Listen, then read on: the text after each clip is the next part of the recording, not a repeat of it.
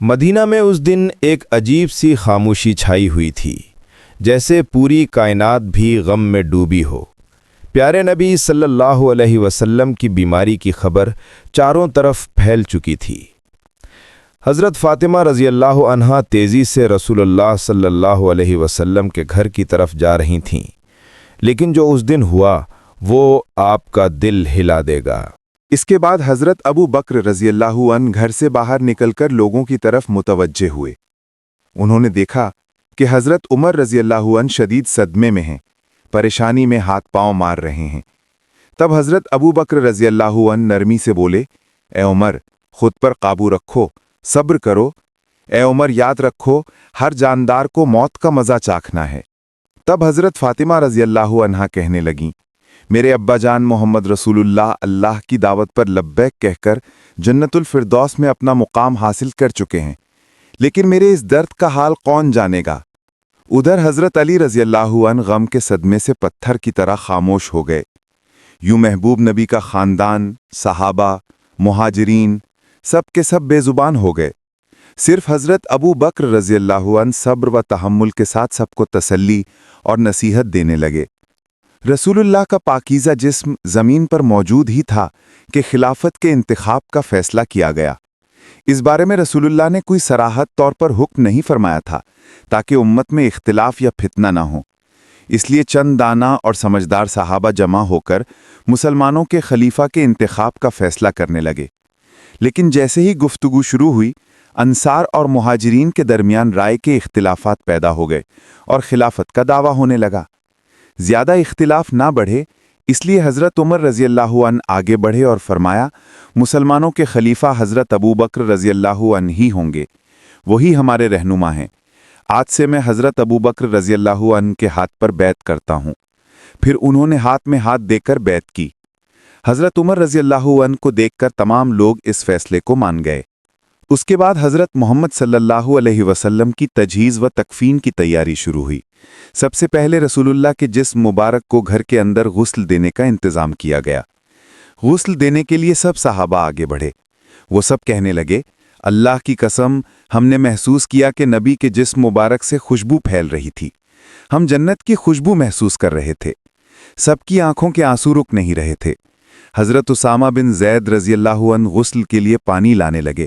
اس وقت وہ کہہ رہے تھے، اے اللہ کے محبوب رسول، میرے ماں باپ آپ پر قربان ہوں۔ آپ کی وفات کے بعد ہم نے ایسی چیز کھو دی ہے جو اب کبھی واپس نہیں آئے گی۔ آج سے وحی کے تمام دروازے بند ہو گئے۔ یا رسول اللہ، آج کا دن دنیا بھر کے لیے ایک بہت بڑا غم کا پیغام ہے۔ حضرت علی رضی اللہ عنہ اور حضرت عباس رضی اللہ عنہ محبوب رسول کے جسم مبارک کو غسل دینے لگے۔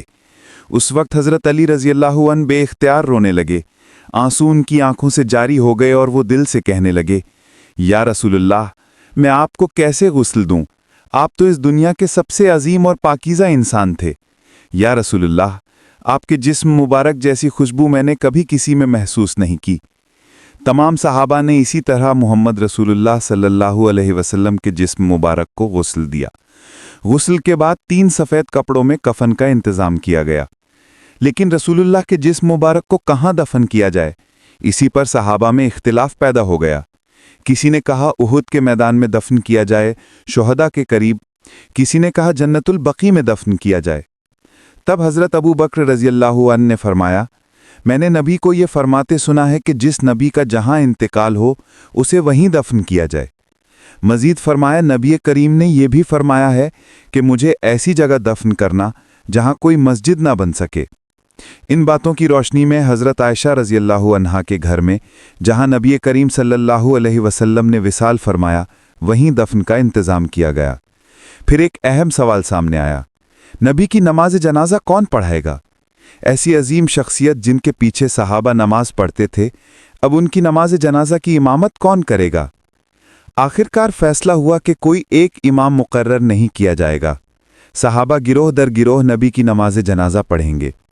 سب سے پہلے نبی کے اہل بیت نے نماز جنازہ ادا کی، پھر مہاجرین آئے، پھر انصار، پھر مدینے کے عام لوگ آئے۔ اسی طرح باری باری نماز جنازہ مکمل کی گئی۔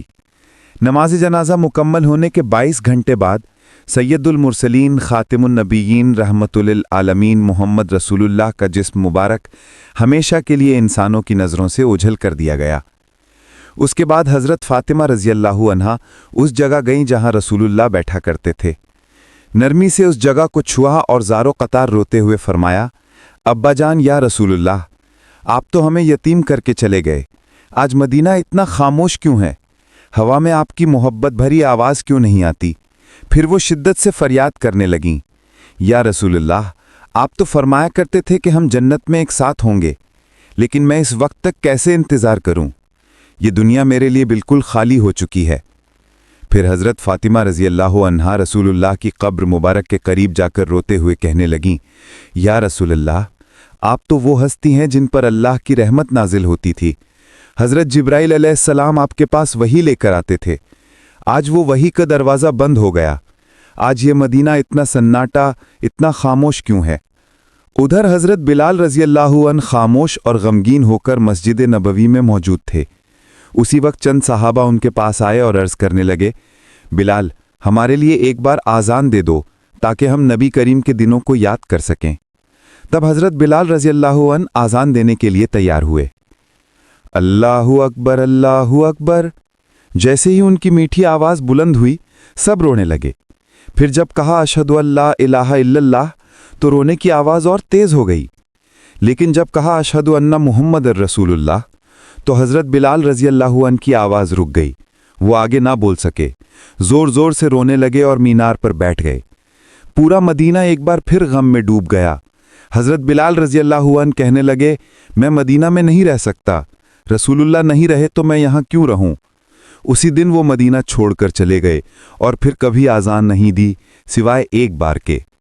लेकिन हज़रत उमर रज़ियल्लाहु अन्हु, जिन्हें सख्त दिल और बहादुर लीडर समझा जाता था, वो भी नबी की वफ़ात के बाद टूट गए।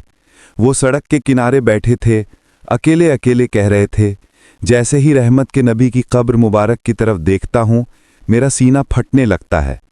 मुझे यूं लगता है कि वो उठेंगे और हमें कहेंगे, उमर मत रो, मैं तुम्हारे साथ हूँ। लेकिन वो तो वापस नहीं आएंगे।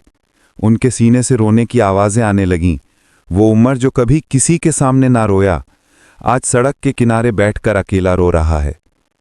फिर हज़रत अबू बकर रज़ियल्लाहु अन्हु एक दिन रहमत वाले नबी की कब्र के पास बैठे और कहने लगे, या रसूलल्लाह, मैं हमेशा आपके साये में रहा, आपके साथ हंसता था, आपके साथ रोता था, लेकिन आज मैं तन्हा हूँ, मैं अकेला हूँ। आपके बिना मैं ये ज़िंदगी कैसे गुजारूं? हज़रत अबू बकर रज़ियल्लाहु अन्हु नबी करीम के विसाल के बाद सिर्फ 2 साल जिंदा रहे। वो 2 साल ऐसे गुजरे जैसे हर दिन एक सदी हो। हज़रत अबू बकर रज़ियल्लाहु अन्हु अपने घर में आराम फरमा रहे थे। एक रात उन्होंने ख्वाब देखा कि रसूलुल्लाह उन्हें फरमा रहे हैं, ए अबू बकर, मैं तुम्हारा इंतज़ार कर रहा हूँ। ये ख्वाब देखकर हज़रत अबू बकर रज़ियल्लाहु अन्हु फ़ौरन नींद से जाग उठे। दिल ही दिल में मुस्कुराए और कहने लगे, मेरा वक्त आ चुका है। यूं चंद दिन गुजरने के बाद वो आहिस्ता आहिस्ता बीमार हो गए। जब उनकी वफ़ात का वक्त करीब आया तो उन्होंने अपने अजीज़ सहाबा भाइयों से कहा, मुझे रसूलुल्लाह के पहलू में दफन करना, मैं उन्हीं के पास वापस जाना चाहता हूँ। ये सुनकर हज़रत जिब्राइल अलैहिस्सलाम फ़ौरन अल्लाह के अर्श की तरफ रवाना हो गए।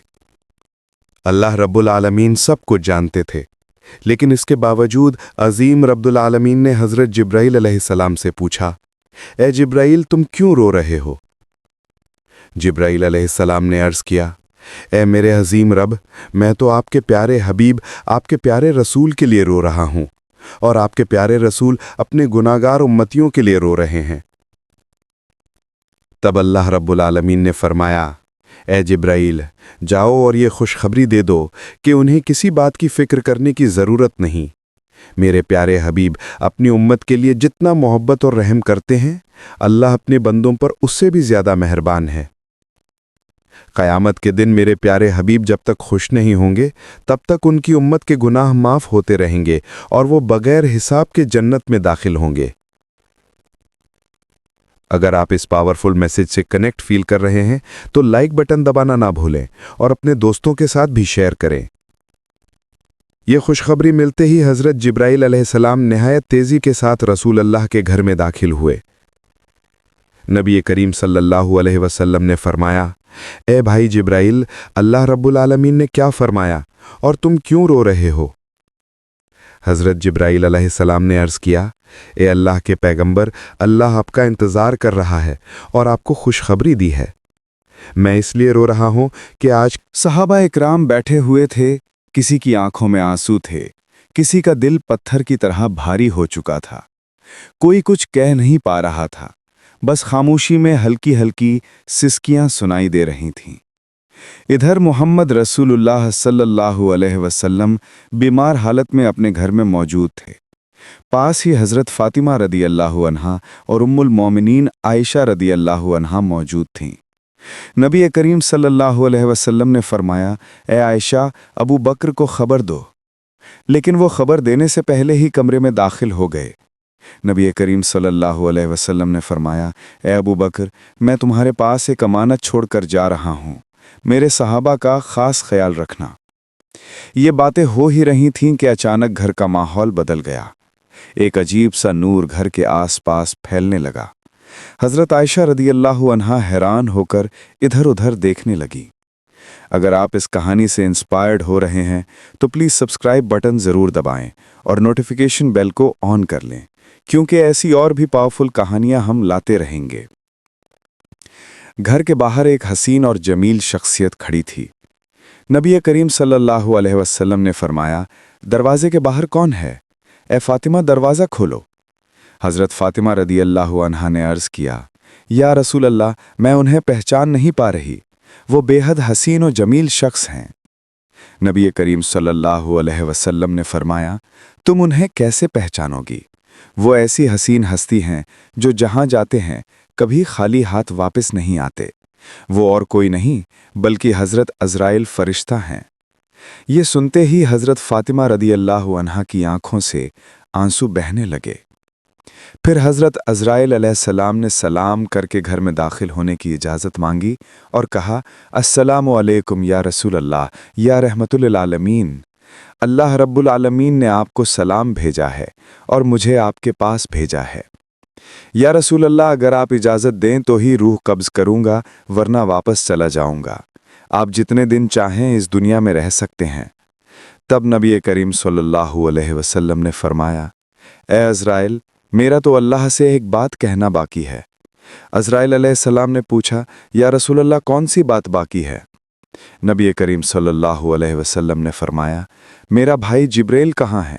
میں اس سے ملاقات کرنا چاہتا ہوں۔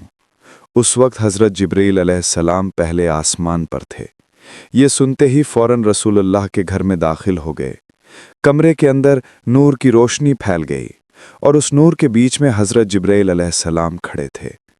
انہوں نے عرض کیا، یا رسول اللہ، اے اللہ کے پیغمبر، آپ کیوں رو رہے ہیں؟ محمد رسول اللہ صلی اللہ علیہ وسلم نے فرمایا، اے بھائی جبریل، میں اس لیے رو رہا ہوں کہ جب میں اس دنیا سے چلا جاؤں گا، میرے گناہ گار امتیوں کا کیا ہوگا؟ تم میرے رب سے جا کر اس کا حال معلوم کرو۔ جب حضرت ابو بکر رضی اللہ عنہ نے وفات پائی تو انہیں نبی کریم صلی اللہ علیہ وسلم کے پہلو میں دفن کیا گیا۔ تب ایسا محسوس ہوا جیسے مدینہ کے آسمان سے پھر سے رونے کی آوازیں آنے لگیں۔ حضرت محمد صلی اللہ علیہ وسلم رحمت للعالمین، شفقت والے نبی، محبت والے نبی، ہم جیسے امتیوں کے لیے کتنی تکلیفیں برداشت فرمائیں۔ لیکن آج کیا ہم واقعی نبی کریم سے محبت کرتے ہیں؟ کیا ہم آج بھی ان کے غم کو محسوس کرتے ہیں؟ کیا ہم انہیں یاد کرتے ہیں؟ کیا ہم ان کی سنت کو تھامے ہوئے ہیں؟ یا اللہ، ہمارے دلوں کو نبی کی محبت سے بھر دے۔ یا اللہ، ہمیں ایسی زندگی عطا کر کے ہم نبی کے راستے پر چل سکیں۔